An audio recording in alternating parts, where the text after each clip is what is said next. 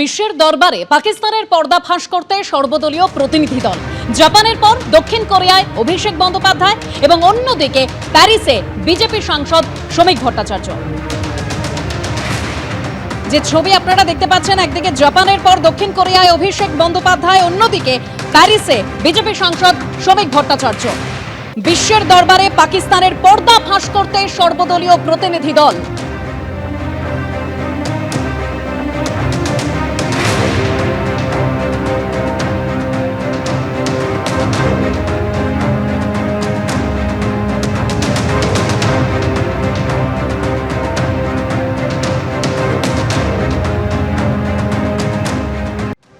গতকালই আমরা দেখেছিলাম ধর্মতলা বাস স্ট্যান্ড থেকে 120 রাউন্ড কার্তুজ উদ্ধার হয়েছে।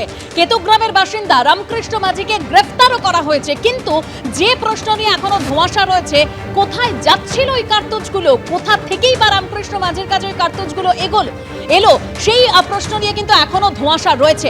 সরাসরি কথা বলবো, আবির দত্ত আমাদের প্রতিনিধি রয়েছেন আমাদের সঙ্গে। আবির,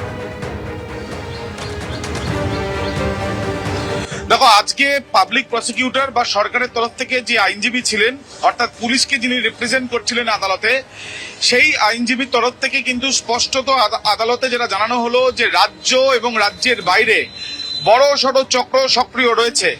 গতকাল ধর্মতলা বাস স্ট্যান্ড থেকে যে 120টি গুলি উদ্ধার হয়েছে এবং সেখানে যে এক ব্যক্তিকে গ্রেপ্তার করা হয়েছে, রামকৃষ্ণ মাঝি তার নাম, সে কেতুগ্রামের বাসিন্দা, যেটা শুরু থেকে এসটিএফ সূত্র থেকে জানা যাচ্ছিল যে হলদিয়া বা তার আশেপাশে অঞ্চল থেকে সে নিয়ে আসছিল।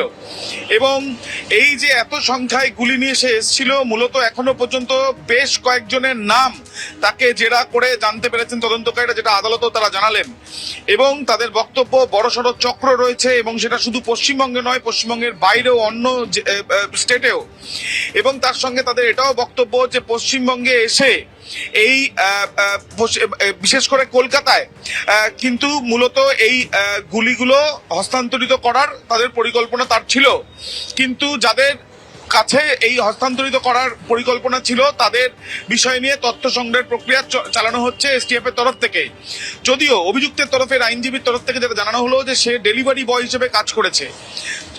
এসটিএফ সূত্র থেকে যেটা জানা যাচ্ছে যে এত সংখ্যায় গুলি সে একেবারে জেনে শুনেই সে নিয়ে আসছিল, লুকিয়ে নিয়ে আসছিল কাপড় জামার মাধ্যমে, লুকিয়ে ব্যাগের মধ্যে।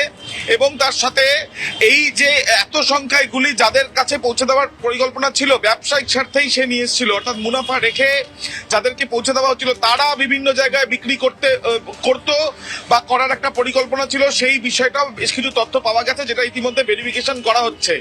অর্থাৎ বিষয়টা খুবই স্পষ্ট যে এত সংখ্যায় গুলি কলকাতায় নিয়ে এসে কারোর হাতে দিয়ে সেটা বিভিন্ন লোকের বা যারা এই গুলি চাইছিল তাদের কাছে হাতে পৌঁছে দেওয়া মোটা টাকার বিনিময়ে। এই পুরো যে চক্রটা রয়েছে সেই চক্রে একজনকে এখনো পর্যন্ত ধরা গেছে, বাকিরা কোথায় তাদের খোঁজ চালানো হচ্ছে বলে এসটিএফ সূত্রে খবর। ধন্যবাদ আবির।